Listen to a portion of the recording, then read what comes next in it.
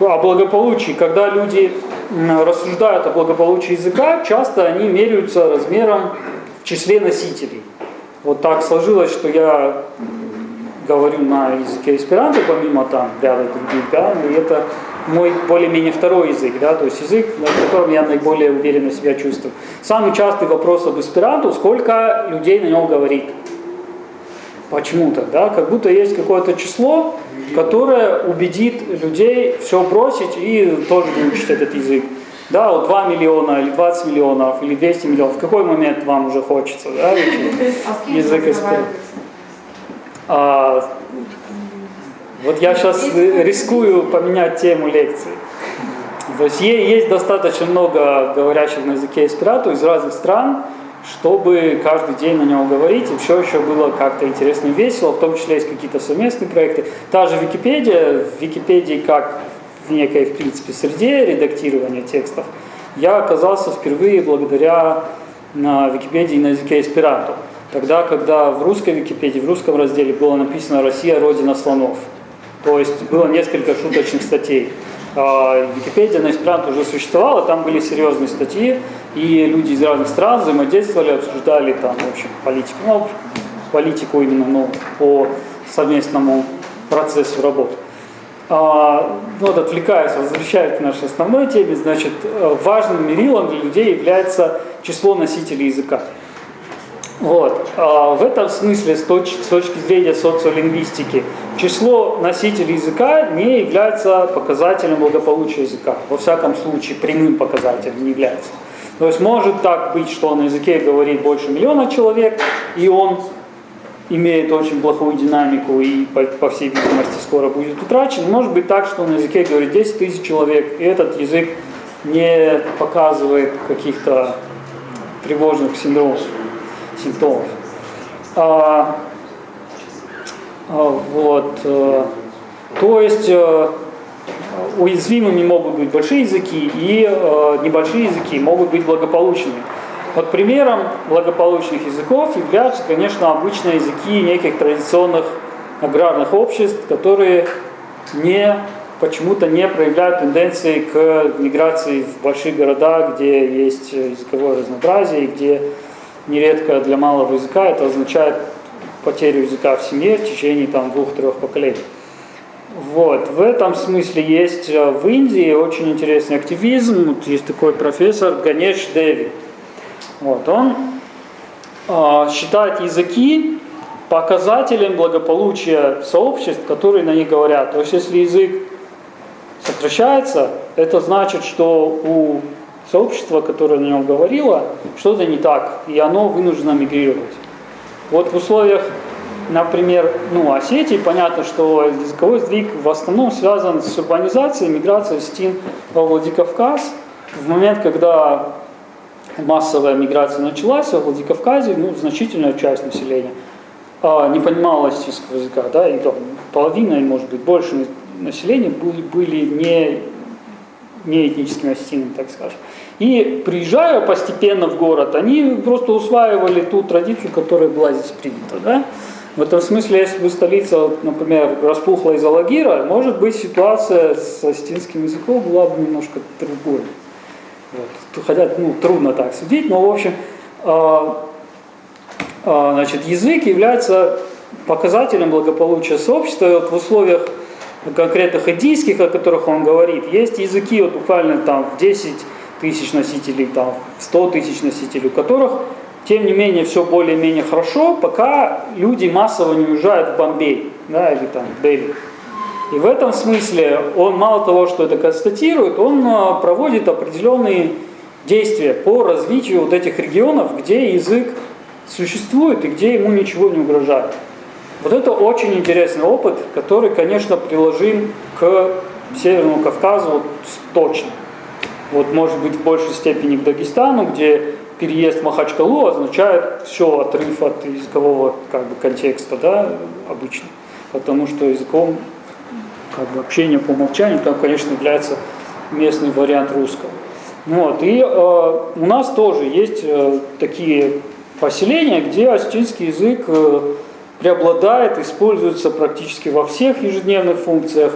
И одним из способов работы на сохранение языка является забота о благополучии этих поселений, так, чтобы люди оттуда не были вынуждены уезжать. Понятно, какие-то возможности есть в городе, которых никогда не сделаешь в селе, но тем не менее есть и люди, которых устраивает жизнь в селе, если она не издевательски тяжела.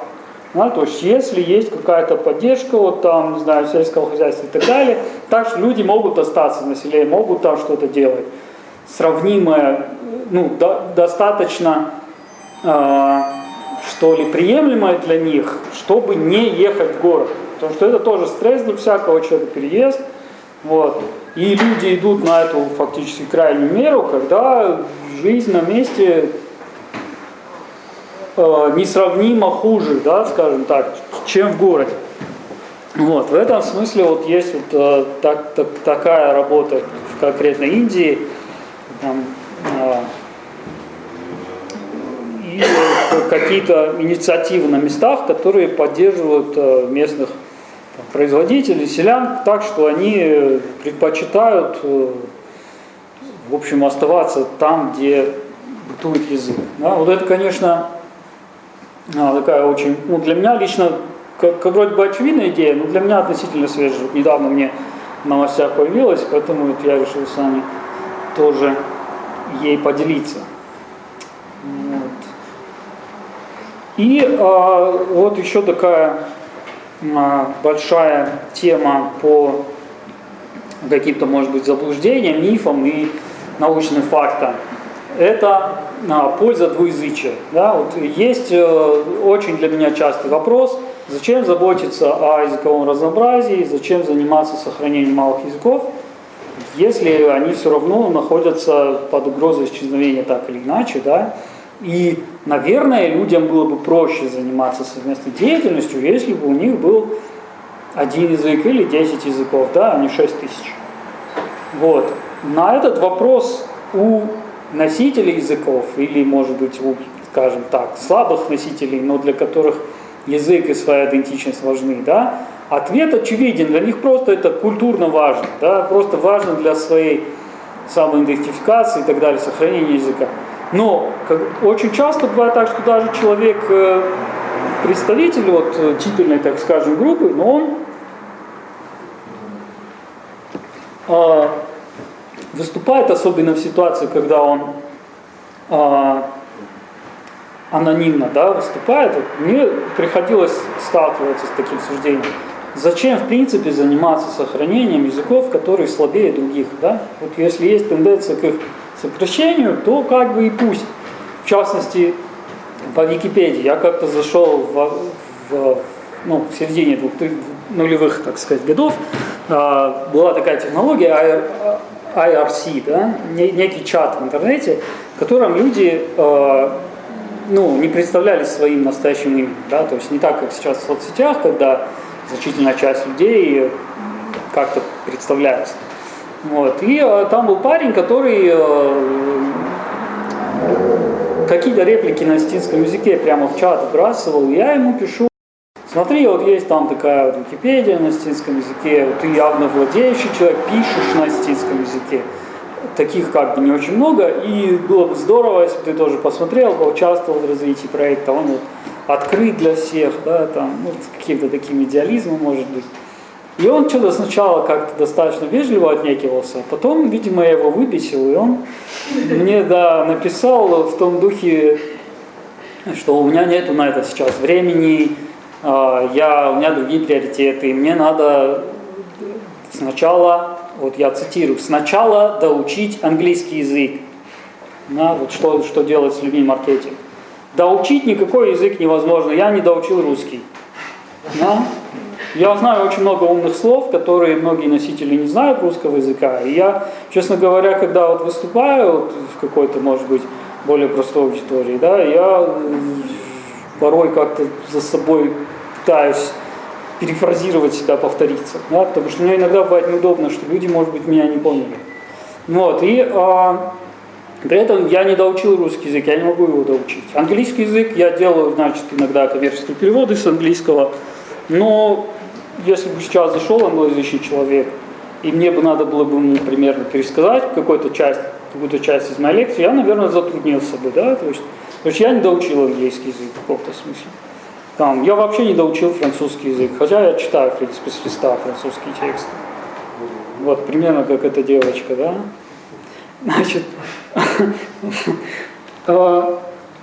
и вот такое мне сказал, и говорит, то есть у меня другие приоритеты, и как бы, я не понимаю, зачем этим заниматься, и мне надо сначала доучить английский язык. Тут очень много заблуждений. То, что можно доучить английский язык, его нельзя доучить. Потом второе заблуждение, то, что можно, изучая какой-то язык, который далеко, добиться какого-то совершенства. У меня есть знакомая, которая с филфака СПбГУ, сотрудница бывшая, значит, которая занимается преподаванием английского языка, в том числе как репетитор. И она один раз написала в ЖЖ, казалось бы, текст, который является антирекламой, да, ее фактически профессии. Она говорит, человек знает язык настолько, насколько он ему нужен, да, если в принципе знает какие-то начатки, вот дальше он не может, вот ко мне часто люди приходят с запросом, я, говорит, знаю английский язык, в том смысле я по работе читаю тексты, там, в информационных технологиях, например, да, читаю английские тексты, а хочу еще бегло изъясняться, как американцы. Вот, она говорит, вот ты читаешь свободно тексты по профессии, потому что ты их читаешь. Когда ты приедешь в Америку, будешь с американцами говорить там месяц, да, или тем более год, ты будешь говорить свободно, как они, ну или понятно, не как они, но тем не менее, более свободно. То есть человек осваивает язык на том уровне, на котором он ему как бы бывает нужен. И поэтому, тем более не в среде. И поэтому ожидать, что доучишь английский язык какими-то волшебными усилиями до такого состояния, когда можно будет взяться за следующий, вот, как бы наивно. Вот. И второе заблуждение здесь какое, что языки надо учить по очереди. Нет, их можно учить одновременно. Ну, даже у меня тут есть цитата, как бы вредные советы начинающим полиглотам. Не начинай учить новый язык, пока не доведешь до совершенства тот, что уже начал. Ну, это как вредный совет, то есть наоборот надо поступать, да? То есть можно учить одновременно, увлекаться 6 языками, 20, да, каким-то больше, каким-то меньше. То есть если ты занимаешься английским, для тебя он важен с точки зрения профессии, это не значит, что надо осторожничать с осетинским, да, как бы. Вот. И вот. И для меня было открытием, что такое отношение может быть, казалось бы, у человека, который знает язык, который осетин, да, то есть. Но потом я узнал, что, в принципе, такие вопросы бывают. Да, а зачем заниматься этим? Зачем? Ну, если есть такая тенденция, может быть, как бы расслабиться и все. Вот. И тут есть хорошие научные ответы по поводу преимуществ двуязычия. Ну, во-первых, начнем с того, что двуязычие полезно. То есть есть некие научные факты, которые показывают, сейчас расскажу более подробно. И при этом двуязычие достижимо, вот как я сказал в этом примере про репетиторов, достижимо, когда есть среда, есть возможность практиковать язык каждый день. Практиковать язык каждый день можно в Осетии осетинский и русский. Вот. Другие как бы проблемы с ними. То есть можно как-то чего-то добиться там про английский или может быть какой-то еще, там, не знаю, грузинский может быть. Но в целом, вот как бы это просто очевидный выбор. Теперь о пользе. Существует, помимо каких-то поэтических призывов, вот я вот прямо изучал сайт ЮНЕСКО, чтобы посмотреть. ЮНЕСКО пишет, что очень важно сохранять там местные языки, потому что они являются там уникальным слепком местной культуры, еще что-то такое. Но это как бы все-таки более-менее поэзия, причем не совсем лишенная примеров хороших.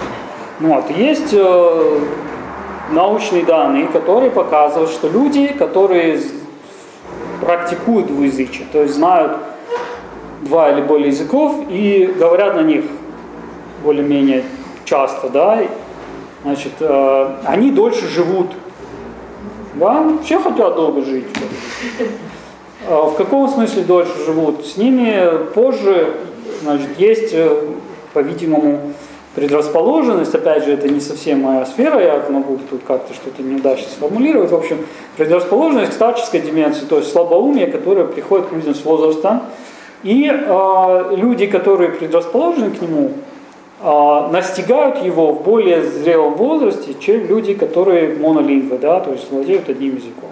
Есть там какие-то технические объяснения, почему это происходит, потому что там речевые зоны в разных местах мозга задействуются, то есть, грубо говоря, мозг в целом в более хорошем состоянии существует и дольше начинается угасание сознания, так скажем. Вот. Это очень ценная, совершенно доказанная физическая вещь, которая, наверное, для любого будет доводом. Вот. И другая тоже, вот эту вещь доказали канадские ученые, это группа исследователя по фамилии Бялосток, видимо, предки были польского происхождения, есть город такой в Польше, Бялосток. Вот. Она Канада. И в Канаде вот они занимались такими исследованиями, вот такой получили замечательный, очень ощутимый, хороший для цитаты результат. Вот. И другое тоже исследование по преимуществам двуязычия, то, что двуязычные, иногда говорят, двуязычные умнее, да, это как-то очень грубо и попахивает немножко таким, что ли, расизмом, да, то есть люди, да, и я там двуязычный, да, я умнее. И есть вроде бы научные данные, что это не совсем так. И более того, исторически считалось, что двуязычные, наоборот, более ущербные. Почему это считалось? Потому что в Америке была большая практика с двуязычными детьми, которые приезжали в Америку, то есть дети мигрантов. И из-за того, что они знали два языка, английский знали недостаточно хорошо, они хуже успевали в школе. И общий вывод из этого был сделан такой, что двуязычие мешает детям учиться. Современные данные вроде бы это опровергают. То есть двуязычные не умнее и не слабо умнее, конечно, чем одноязычные, но они лучше справляются с определенными задачами. Это задачи, которых, то есть одновременные задачи. Конкретное исследование было на имитации говорения за рулем. Да? То есть человек как будто говорит по мобиле, управляя автомобилем, на компьютере понятно, да? Вот. И двуязычные люди с хорошей статистикой, то есть можно говорить, что это научный факт, лучше справляются с параллельными задачами. Возможно, опять же, потому что двуязычие, переключение кодов, то есть переход с языка на язык приучает их как-то ориентироваться, да, и в частности выбирать язык. Вот есть очень интересные тоже данные о том, как дети выбирают язык общения, то есть уже в раннем возрасте разбираются, с кем какой язык включать. И вот, раз уж такая ассоциация у меня возникла, тоже с этим, как дети выбирают язык общения, есть у меня замечательный пример видео венгерки, которая живет в Нидерландах, муж у нее француз, и все они при этом эсперантисты, эсперанто-говорящие, так скажем, да? И она на эсперанто рассказывает о своем опыте воспитания многоязычного ребенка в этой ситуации непростой. Вот, у них есть сын, он, понятно, живет в Голландии, то есть в настоящий момент он уже старший подросток, там лет, наверное, 16-17, и его, конечно, основным языком, на котором он получил среднее образование и так далее, в итоге стал нидерландский, да, голландский язык. Но вот как он, его осваивал, что попутно он в детстве, понятно, с матерью говорил по-венгерски, с отцом по-французски, потом нахватался эсперанто, потому что родители знакомы через эсперанто, и между собой по привычке, конечно, обычно говорят на эсперанто, и ребенку стало любопытно в каком-то возрасте, он и это тоже освоил. Вот, и один очень интересный пример, который мне захотелось вам процитировать. К ним в гости пришла женщина, которая в свою очередь знала голландский язык и, нидерландский правильно говорить, да, нидерландский язык и французский. И потому что нидерландский у этого, маленького на тот момент мальчика был слабее, они решили, что она представится ему как нидерландоязычный человек, да, то есть она стала с ним говорить по-нидерландски, он стал ей отвечать, хотя ему было, тяжелее, чем если бы она заговорила с ним на одном из его родных двух языков, так скажем. Вот, и когда в конце, через какое-то время она не выдержала, типа ребенок мучается, и она призналась, что говорит по-французски в принципе тоже, если ему тяжело, давай будем говорить по-французски. Но мальчик всякий раз, как ее видел, и потом видел, и в этой ситуации, и потом позже, когда она приходила в гости, уже говорил с ней по-голландски, хотя ему было тяжелее. Но это говорит о том, что первый язык контакта очень важен. Вот ситуация, когда ребенок приезжает в село, бабушка с дедушкой там его встречают, и им легче к нему обратиться по-остински, они говорят там «Здравствуй, солнышко», там, с акцентом, как-нибудь еще. Вот это нездоровая ситуация, вот поэтому, потому что язык первого контакта очень важен. Ребенок даже, который не владеет или даже не вслух не говорит, а только понимает, он может включиться в этот момент, если у него есть какой-то взрослый, с которым есть осетинский, является языком первого контакта. Вот. Разумеется, если есть какой-то владелец, понятно, если человек совсем не знает языка, это не поможет. Но вот именно в ситуации, когда язык более слабый, но есть контакты, с которыми человек и во взрослом, в принципе, возрасте впервые заговорил по-осетински, он будет более естественно включать осетинский, когда будет его видеть. Вот здесь на входе была какая-то такая ситуация. Ко мне подошел парень, обратился по-осетински. Я, честно говоря, не справился ответить по-осетински. Ты был, да? И он ко всем, кто подходил по-осетински, что-то им говорит. Некоторые отвечают по-осетински, некоторые нет. Вот это вот замечательный пример прекрасного активиста, который устраивает людям первый контакт, которые будут его потом видеть, ассоциировать его с тем, что с ним можно заговорить по-осетински, что он первый обращается на осетинском. То есть он никому, я так понимаю, не навязывает себя, и этот язык общения не навязывает. Я ему ответил по-русски, он что-то еще сказал, нормально, мы побеседовали, но в принципе это очень здорово, и есть такие свидетельства, которые показывают, что это хорошо. Но если говорить об интересе к освоению языков и к сохранению, может быть, менее мощных, так скажем, языков, в языках встречаются замечательные, интересные вещи, такие как разный объем семантики называется. Например, осетинское слово «нывш», как бы вы перевели? Дух. Хороший перевод. Или надежда, да? Но очень разные слова, дух и надежда.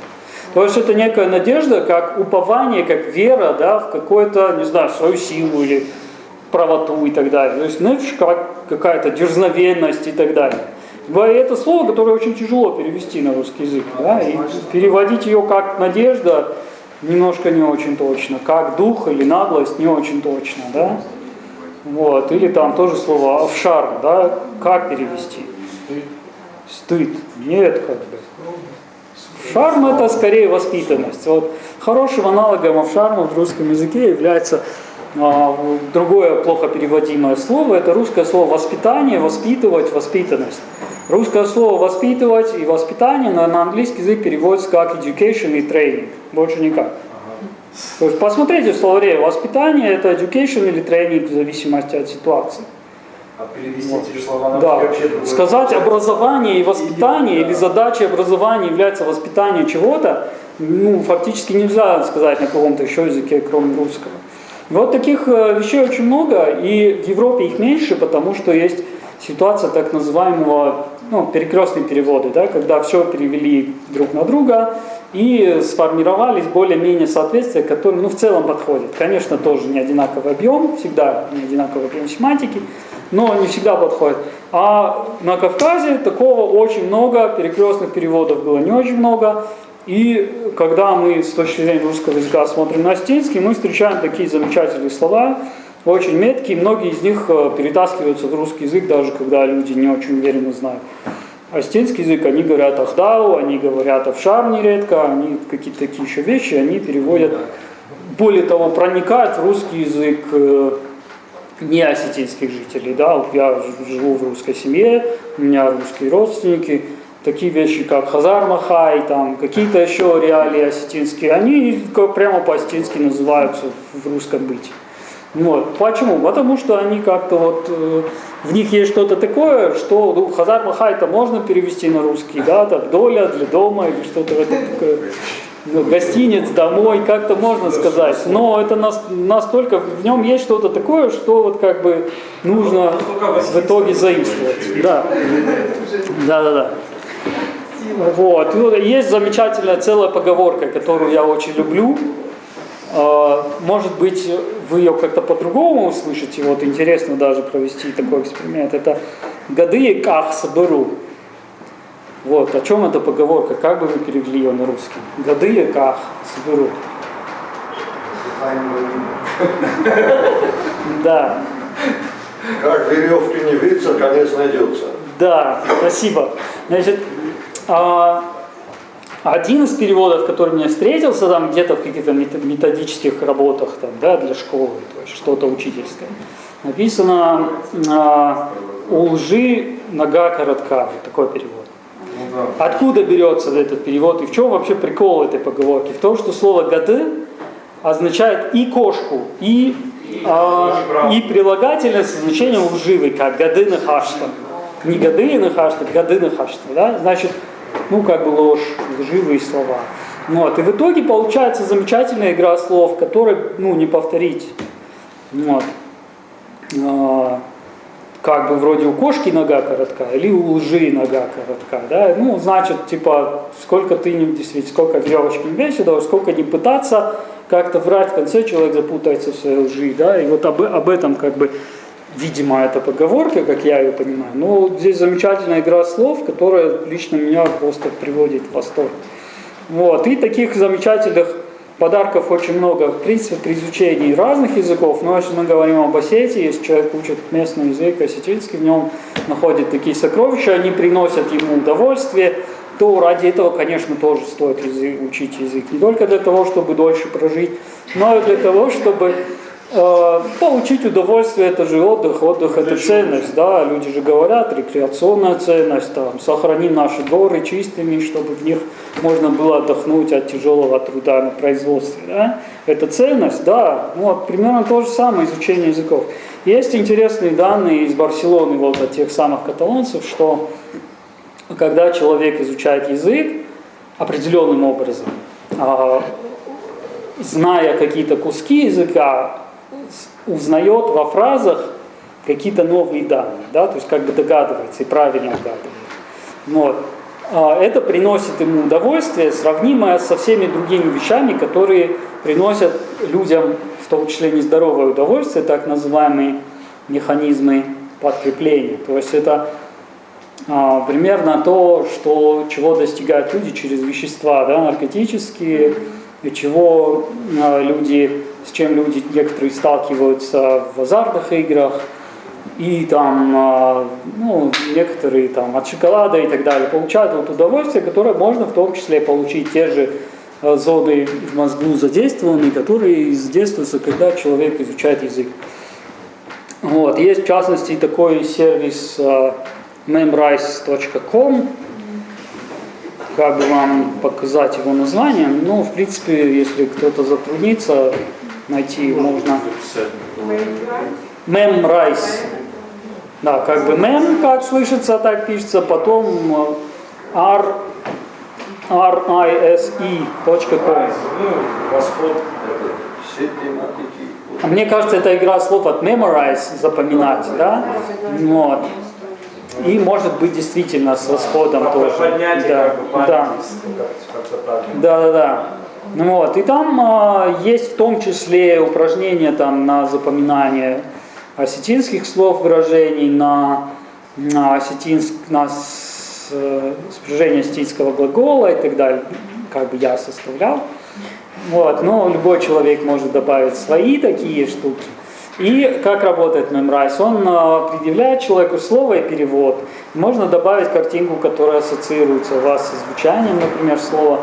Потом через какое-то время снова предъявляет это слово, и нужно выбрать перевод из нескольких вариантов. Если вы угадали, то это слово будет вам показываться реже, если не угадали чаще. И так, пока вы его не запомните, называется метод интервальных повторений. Реализован не только в memrise, есть там некоторые другие вот, так называемые карточки, вот кто-то может делать там для английского языка, запоминал слова. Вот это похожая вещь, только на современных механизмах. И вот она в том числе, люди очень любят так изучать лексику, отчасти потому, что она задействует вот ту самую историю, когда человек догадывается из контекста, что-то вспоминает, и это приносит ему на самом деле, как это доказано уже вот нашими каталанскими друзьями, значит, вызывает просто удовольствие.